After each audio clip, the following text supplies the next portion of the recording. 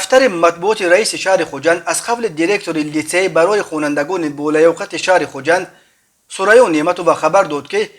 خواننده صنف 11 این مکتب علیشیر قاسموف در آزمون‌های دانشگاه‌های آمریکا در سال 2020 اشتراک نموده صاحب جایزه گرانت آموزشی به مبلغ بیش از $1,000,000 آمریکایی و امتیاز تحصیل رایگان در 8 دانشگاه بانفوذ کشور آمریکا و شویتزاریا را به دست آورده است. دانشگاه‌های بانفوذ آمریکا از جمله دانشگاه‌های دریک در شتات ایوا، دانشگاه امور و هنری در شتات ویرجینیا، دانشگاه ویرجینیا غربی در شتات ویرجینیا، دانشگاه لا ورنا در شتات کالیفرنیا،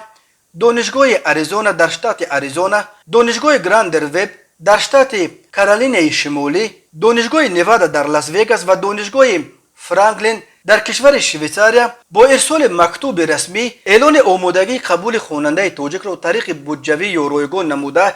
اظهار امید نمودند که او هنگام انتخاب دانشگاه‌ها آنها را قبول می‌کند. این مکتب‌های عالی به قطار دانشگاه‌های بانفوذ عالم شامل شده 5 سال آموزش در هر کدام این دانشگاه‌ها از 80,000 تا $170,000 را تشکیل می‌دهد. علیشیر قاسموف خواننده لیسه خوجند یکی از عامل‌های به این موفقیت کامل رسیدن خود را در آموختن فن‌های تعلیمی به زبان انگلیسی در این مکتب می‌داند. او می‌گوید در روند اشتراکش در آزمون‌های مذکور او در دوام 2 ماه اسه را با زبان انگلیسی نوشته پیشنهاد نمود و غالب گردید. علیشیر قاسموف نیت دارد که در آینده دکتر جراحی عصب گردیده بعد ختم دانشگاه به تاجیکستان برگردد و برای رشد طب تاجیک سهم گذارد. این دستاورد یگانه خوانندگان این بارگاه تعلیمی نیست. ماه دکبر سال گذشته 3 خواننده این لیسه علی جان عثمانوف،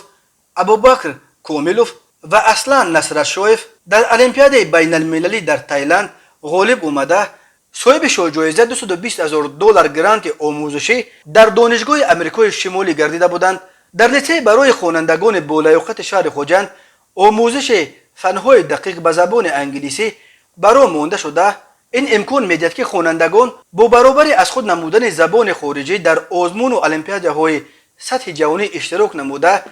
شرف کشور را در عرصه جهانی به طور شایسته معرفی نمایند. تنها در سال خوانش 2021-2022 خوانندگان لیسه برای خوانندگان بالیاقت در شهر خوجند در بیش از 13 المپیادهای